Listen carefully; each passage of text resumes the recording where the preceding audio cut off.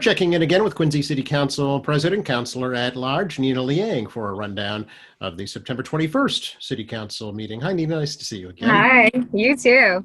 Here we are, still working remotely, and you are really remote now. You're on the wheels. My car, I think, has become like a second working space. But as we had said earlier, I am parked. I am not driving while we're doing this. There's no any That's right. movement in the background, as you can see. So we're being safe. We're not advocating Zooming while driving. Yes, there should be like a little PSA at the bottom of this. Don't Zoom while driving. That's right. But there was a full council meeting. It started with the finance committee meeting. So if you could maybe give us a little rundown on what happened there. Yeah, so the finance committee meeting was to discuss the building over at Old Colony Ave. And that was a discussion that we had at the prior meeting, also in finance committee. And this is just a follow up to that. Okay. And what was the outcome? It had passed. Okay. And I know it was an 8-1 vote. Do you have some of the financial concerns that Councilor Mahoney has regarding the city's finances during the pandemic? Absolutely. And I think, to be not too presumptuous, but just based off the conversations that we've had, at the meetings and then, before and after that as well, is that we all share that concern. I really do believe that. I think that, this is something that we have been really grappling with since the beginning, right? 6 months ago. And even before then, really, if you think about it, with everything that comes in front of us, that it was always a top priority to us. And so this is very much front of mind. And I think that we all expressly want to make sure that the city's finances are in a good place moving forward. And, that was considered going into this meeting last night. Okay. So have you heard from maybe parents or educators about this project and how they feel about it? Yeah, throughout the course of the entirety of the conversation with this, and we were able to have conversations back when we were able to meet in person as well, which was really helpful to inform this decision moving forward. Sure. So is there other items on the finance committee, or was that it? It was just that item last night. Mm-hmm. Okay. And then the full council meeting after that. We should mention the council meetings are also still being held remotely. They are, yes. And again, that is at the discretion of the body and, wherever their comfort level is going to be. But for me personally, these meetings, all of our council meetings have and will continue to be open to the public. And so realistically, I want to make sure that we are also creating a safe space for those who want to participate. And it's actually really encouraging and really interesting to see that we're having more participants come on from the public to these Zoom meetings and to the council meetings that we're having. So for those who are out there tuning into this, if and when you are available to tune into a council meeting, via Zoom, now that it's remote, I encourage folks to do so.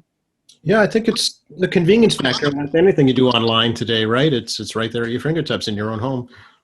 Or in a car that's not moving, Exactly. I know that you heard from the police chief last night. What was that all about? Yeah, so this is actually an effort that Councilor Palmucci had put forward that we're all really excited about on the council. It's just an opportunity for us to take some time and some space as a body all together to, publicly express our thanks and gratitude to folks who really stepped up during this pandemic. And so it's going to be a series of gratitude moments for us at the beginning of each council meeting. We started with the police department. We're going to be moving forward at the beginning of each meeting with different folks who will be coming on for us to, again, have an opportunity to publicly thank them for all of the work that they're doing. So stay tuned. It'll be, again, something that we're doing at the beginning of each meeting moving forward right now. Oh, okay. So is it just city departments or other parts of the city too, do you think? You'll have to tune in and see. It's going to be a variation of not just city departments and city employees, but also in the private sector, private businesses, and also residents in the city as well. So it's going to be a range of different groups and people. And again, I do encourage folks to tune into that. I think, again, it's an opportunity for all of us to express our thanks. A little teaser there, a little promotion to attract some viewers to the council meeting. Yeah, exactly. You did begin the regular meeting with another appropriation request from the mayor. Speaking of first responders for new communications equipment. Yes. So currently the tower is over at the old Quincy Hospital site. And as that is coming down, we do need to relocate that. That's actually one of 5 different locations that are across the city, but this is the main radio tower in transmissions for not just the Quincy Police Department, for also the Quincy Fire Department. And so they're looking to relocate that to right next to where the dog park is. And that came in front of us yesterday, but again, that's moving into finance that we can further discuss that. Oh, okay, very good. Mhm. I know communication is critical. We learned that the hard way back during the 9/11 attacks on the country. So I'm sure that 100%, Joe. Yeah, absolutely. And you know, the interesting thing that we were able to hear about yesterday as well, it's not just a relocation that is being applied here with these costs. It's also an upgrade to the system as well, which is, you know, as you're saying right now, like critically important for whatever is to come. So, sure. mhm. Moving on to the designation of polling places for the November 3rd election. Mhm. Were those approved? It was. And I will take this opportunity to, I don't think we can say it enough, thank Nikki, Nicole Crispo, and everyone in the elections department for their work on, um, frankly, all of the elections happening this year. I think is an incredible undertaking every single year, but more so this year. And so, you know, this work isn't done lightly. There's a lot of care and a lot of thought that goes into this, primarily this year, not just with access, but with everyone's safety in mind. And so to that point, the second thing I wanted to make sure to mention with you today, Joe, and sharing this to the public, is that the polling location where 1007 Artery normally is. So if you normally go to 1007 Artery to vote, they are moving that to Clifford Marshall. And that's the only change that we saw yesterday. Everything else, including that, was approved.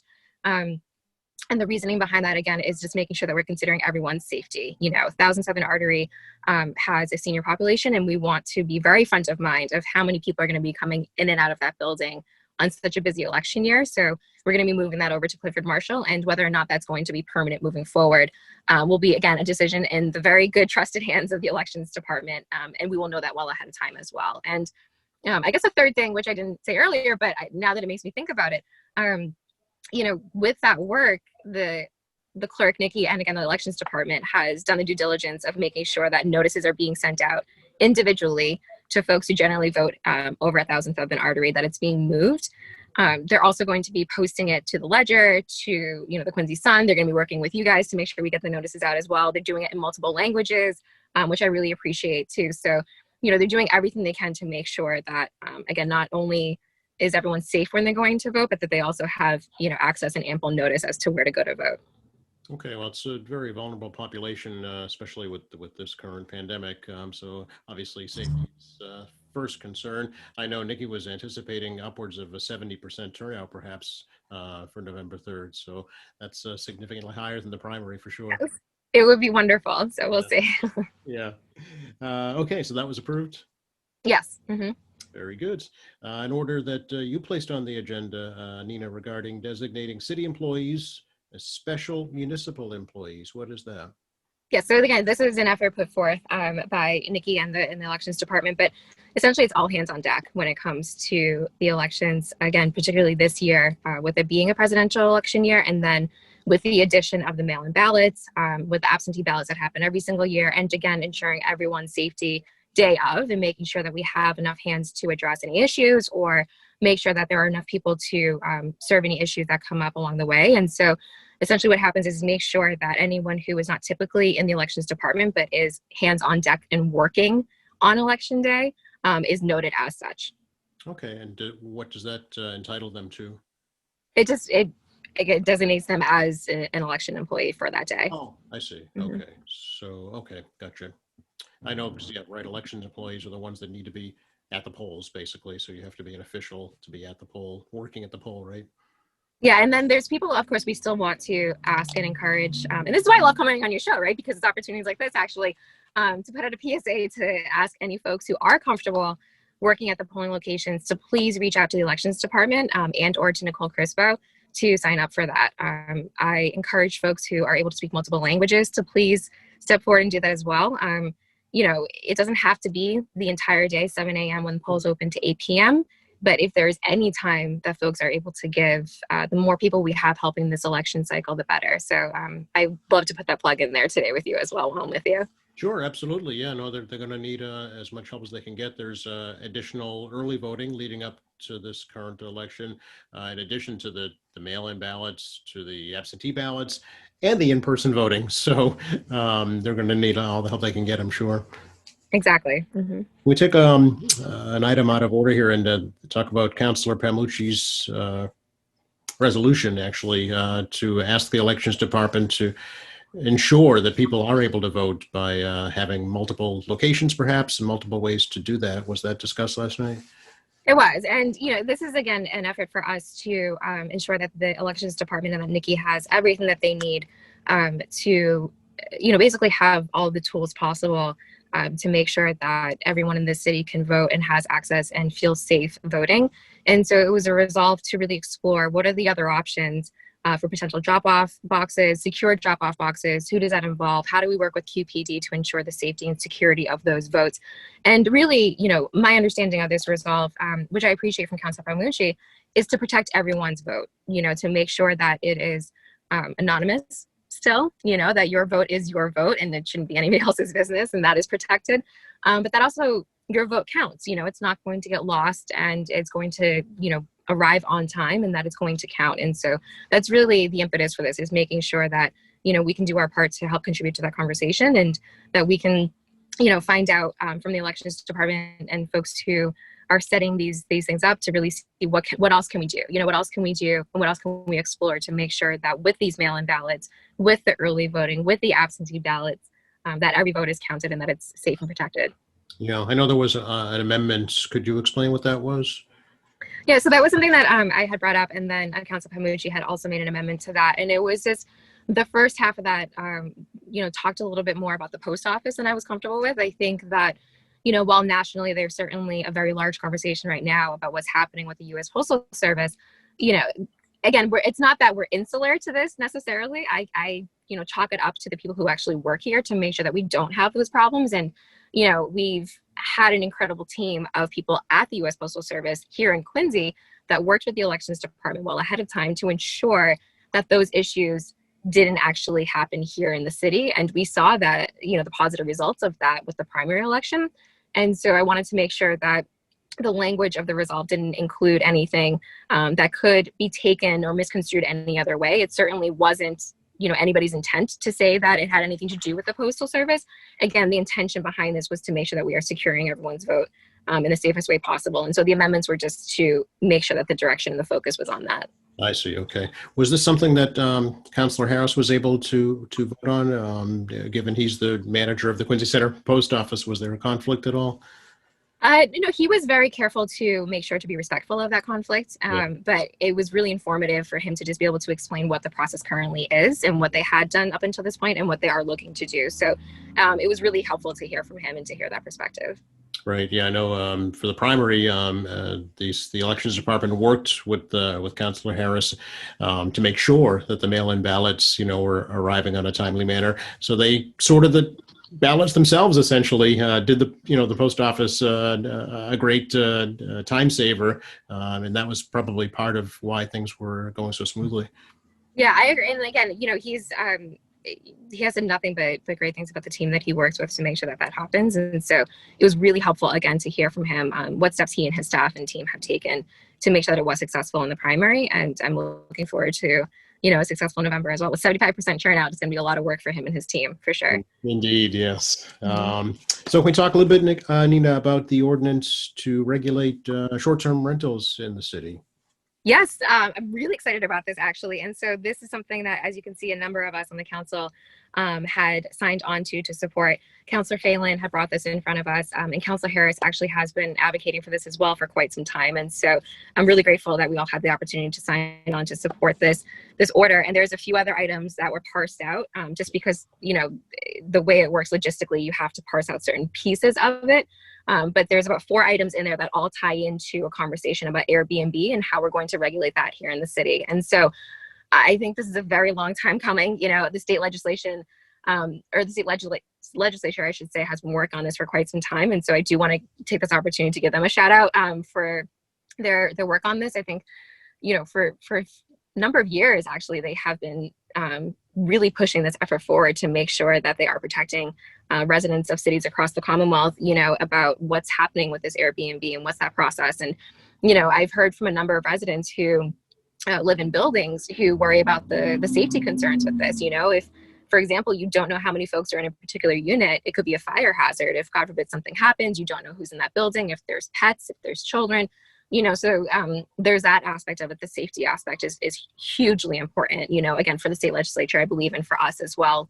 The other piece of this is obviously the tax implications, right? Because at the end of the day, an Airbnb is a business. You're making money off of it, regardless if you're renting out a room or your entire unit or your house or multiple units. And so that's something that we also want to look at as well. Okay, so that I'm assuming that went into committee. Yes. Mm-hmm. Okay, would there be, would the city stand to benefit, financially from this? I would have to, go through these meetings first and really get an understanding of what that looks like, if and how we can tax, what that looks like for returns on us, and then does that go to the general fund, and there's certain coffers that should be designated to. And so I can't say right now a definite yes without having that information in front of me. But from what I do understand about it, I do see it as a benefit. Obviously, if it's going to be tax dollars that are coming into the city, that's always great. I do want to also be respectful, of course, to those who need this as a source of income. I'm not trying to deplete them of what helps them put food on the table and a roof over their head. And so we have to keep that in mind as well. And so I think if we can come to some understanding of this where financially it doesn't hurt anybody and it benefits the city, that's always the best outcome. Okay, sure. I know there was some discussion about asking the administration for a 5-year capital plan and outlook as to the city's priorities in the future. Is that something you think is important? I do. And this is something that gets updated every single year. And so, we've seen a number of capital improvement plans come in front of us, and it's a living document. It continues to change over time. Certainly will change now with the consideration of the pandemic as well. And so that is something that we're going to get an update on this year as well in future meetings. I think the next couple of meetings, we should be getting that update in front of us. Okay, great. When is the next meeting, by the way? Monday, October 5th. We're in October already. I know. I'm in denial a little bit about that. Today's the first day of fall, so it's coming. It is. You're right. Yeah, I'm in denial. Yes. It's going to be different, certainly. This coming weekend would have been the Arts Fest weekend at Adams Field. So, that won't be happening either, unfortunately. Yeah. But there are things you just made me so down. Anything else we should add today, do you think, Nina? No, let me just take a quick look. So it was the Airbnbs, elections. No, that's all we've got. Okay.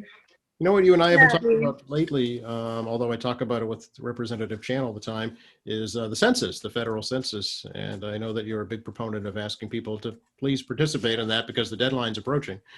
Yes, and thank you for beating the drum on that. I feel like, most of the time when we're talking, you're always making sure to mention that so that people tuning in can remember. But yes, absolutely that. And today's National Voter Registration Day. So that too, There you go. This is the time. Fill out that census. And, for those who get it in the mail and see it as, you have to do this, it's critically important for the next 10 years for funding to the city. When you fill out a census and the federal government comes and looks and says, okay, based off the population, what needs do you have? That's determined by everyone filling out the census. If they look and they say, well, Quincy's only got 90,000 people versus Quincy's got over 100,000 people, that significantly impacts the financial support we get. So yes, please, please, please, absolutely fill out the census. This locks in numbers for the next 10 years of support that we're going to get. 10 years. So it's critically important, 100%. Yeah, 2020census.gov is the best place to go. You can do it over the phone. You can do it by mail. And it takes very, very little time. It's 10 simple questions. There's no request for any money or any, bank information, anything like that. Anything that does ask you for that is a scam. So avoid that. And I know that there are door-to-door census takers in the city going around right now. So, if they come to your house, ask for some for identification and go ahead and respond. 100%. Yes. Thank you. How should folks contact you, Nina, if they have questions, concerns? They can always find me on Facebook, on Twitter, at my email, nliang@quincyma.gov, or they could always give me a call directly to my line as well, 617-376-1358. So they can call, text, whatever they'd like. Just don't do so while you're in a car that's moving. That's it. That's right. And we hope you are legally parked. I am. I'm in a 2-hour parking space outside Congressman Lynch's office, and I've been here, 30 minutes, maybe less than that we've been talking. So I'm in a good place. But I have been seeing, actually, as a side note, more folks walking around giving tickets from the TPAL department, which I so appreciate. I certainly don't want to get a parking ticket, but that was one of the things we wanted, right? Is that we set these rules up for parking for a reason, to support local businesses, make sure people aren't parking here all day taking the tea. And so that's been really good to see, is folks walking around and making sure that everyone's abiding by the parking laws here. And wearing their masks, I hope, too. 100%. Yes. Always. Yes. Yeah. Thanks so much, Nina. Thank you. Thank you for taking the time to connect. I always appreciate it. Oh, it's our pleasure. We'll catch up again after the next meeting. Sounds good. Okay, take care. All right. Bye.